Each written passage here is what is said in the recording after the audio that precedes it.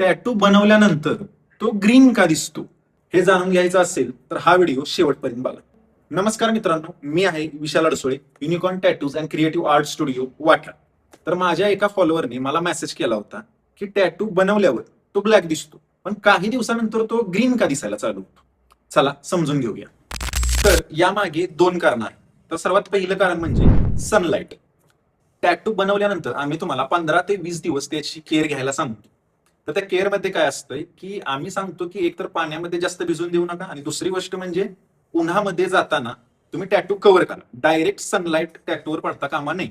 मग तुम्ही 15 दिवस, 20 दिवस, एक महिना सनलाइट त्यावर पडून देत नाही, त्यामुळे तुमचा टॅटू तोपर्यंत पूर्णपणे ब्लॅकच दिसत असतो.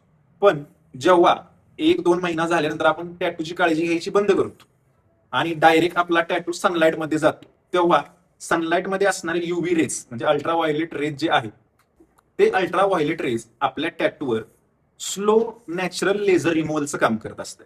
म्हणजे सनलाइट आपल्या टॅटूला हळूहळू डल करत असते. म्हणजे होतं काय की टॅटूच्या इंकमध्ये असणारे जे डार्केस्ट पिगमेंट आहेत ते वीक असतात, ते सनलाइटमुळे किल होतात किंवा ते डल होतात. त्यामुळे ब्लॅक कलर मध्ये राहणारा जो त्याचा बेस कलर आहे, म्हणजे तो ग्रीन असू शकतो किंवा ब्लू असू शकतो, तो कलर शिल्लक राहतो. त्यामुळे आपला टॅटू काही दिवसांनी, काही वर्षांनी ग्रीनिश दिसायला चालू होतो. आता तुम्ही म्हणाल सेलिब्रिटीच्या हातावर जे टॅटू असतात, बॉडीवर जे टॅटू असतात, ते ग्रीन का होत नाही? ते कारण असं की त्यांच्या स्किन केअर रुटीन मध्ये डेली 2 ते 3 टाइम सनस्क्रीन अप्लाय केलेली असते आणि ते सनस्क्रीन लावायला कधीही विसरत नाही. त्यामुळे त्यांचे टॅटूज नेहमी युव्ही रेज पासून प्रोटेक्टेड असतात. त्यामुळे त्यांचे टॅटूज लवकर डल होत नाही किंवा ग्रीनिश दिसत नाही. तुम्ही म्हणाल ग्रीनच का दिसतो?